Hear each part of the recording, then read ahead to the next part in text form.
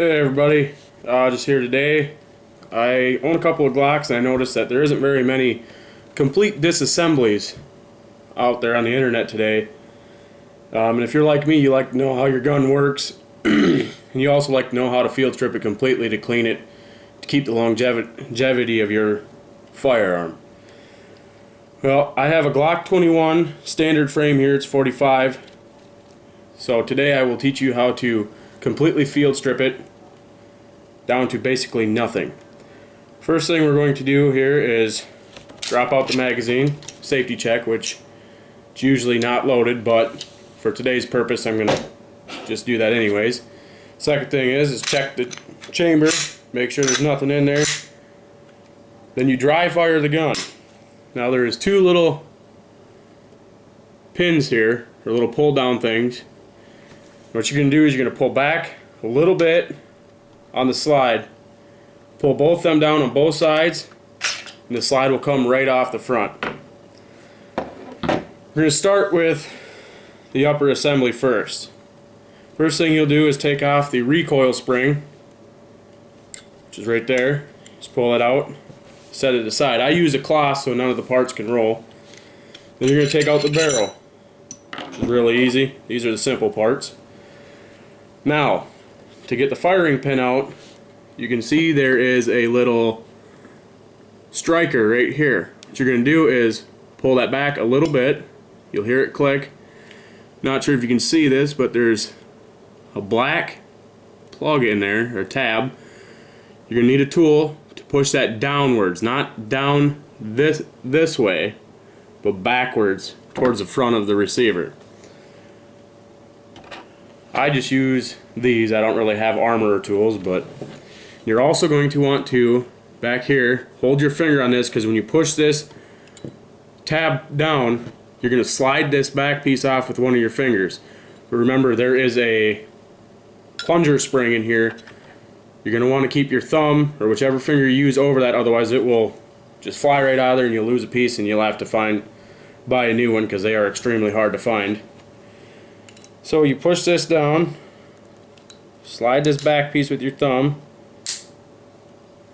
Now see, that comes off. Put that on the towel. As you can see, what I mean, if you don't hold it, that spring will just fly right out of there. Next step is you just pull back on the striker, and there comes out your firing pin assembly. Next thing is you take out your plunger and your plunger rod. Just be careful not to lose this piece, because you will have to buy a new one. Great place to get them is glockparts.com. Now remember how these go in too. You will have to do it. Now the ejector is right here on the side. There's a little button or a pin in there. You push that down,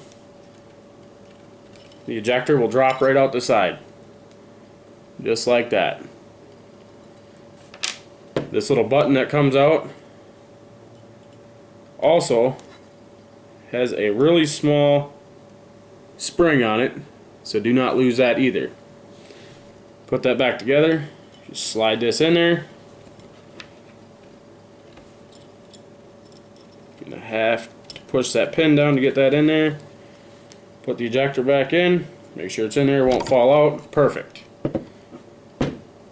First way I do it, put the plunger back in, same way it came out. Next, put the striker in. Firing pin goes in first, obviously. Push that down as far as you can. And you're going to take this back plate. This is going to slide in. You're going to have to push that down to get it up over. And I use a little pin or a punch to push that back down, and that's completely back together. Now on to the upper receiver, which is a little bit more complicated, but you can figure it out. First thing I do is these slide releases here to take the slide off. There is a little pin in there, or a spring, right there. You can see me pressing on it. Press that down. The release will fall right out the side. Just remember how it goes back in, because there is a certain way it goes in. Next thing you do, there is 2 pins right here. I take out the top pin first, which will release the block. You need a small punch.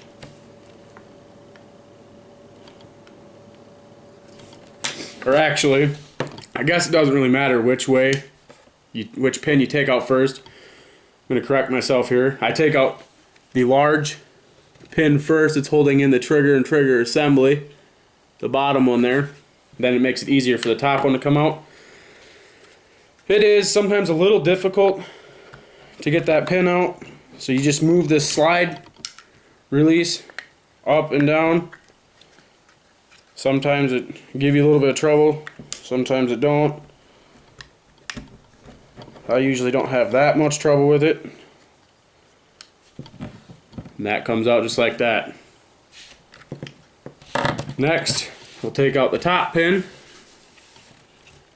One right up here, which then will release the block.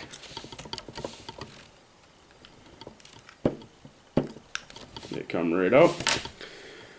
Now, this whole piece right here, this slide, moves up and down. That will just come right out of there, just like that. And it just sits right in there, just like that. Comes in and out. Fairly simple. Next is getting the block out, which sometimes is a pain in the ass. Sometimes you have to pry it out a little bit. Don't pry it too hard. Block comes right out. That sits right in there also. Fairly simple. Next, there's also a pin back here by your grip that you need to push out, which is holding the rest of the trigger assembly. Just comes right out just like that. Now, since the block is already out, you can pull out the whole trigger assembly. Just like that. It's fairly simple. This is about as far as I go to clean things. There is a spring in here. It's called the firing, or I call it the firing spring. I'm sure there's a high-tech word for it. That is usually what people change to take this, I do believe, from a 5-pound trigger pull to a 3.5, which you can also get off glockparts.com. I think the cheapest I found that spring was $12. How to reassemble it, same way. Trigger's going to drop in right back here. It's going to sit in there pretty much perfect. Just like that. Put the spring back in the grip. Make sure it goes in. First thing we're going to do then, drop the block back in. Then I'm going to put the top pin right here. I'm going to put that one back in first, because it's easier if you put that one back in first before you put the bottom pin back in. Fairly simple. Next thing I'll do, put the slide release lever back in. Fairly simple. Just slides in there. Sits in there just like so. The way it was. Take that pin. Sometimes this can be a pain in the ass. Other times not. And just slide it right back in through the big hole it came out of. This time it obviously didn't give me any problems. It's all back in the way it was, except the thing that releases the slide to take off for field strip. Now, you're going to want to put it in this way. There is a metal strip there and it goes down. That you want to face back towards the trigger. What you're going to have to do is to grab your tool again, push back down on that spring down in there. You just slide it right in through the side there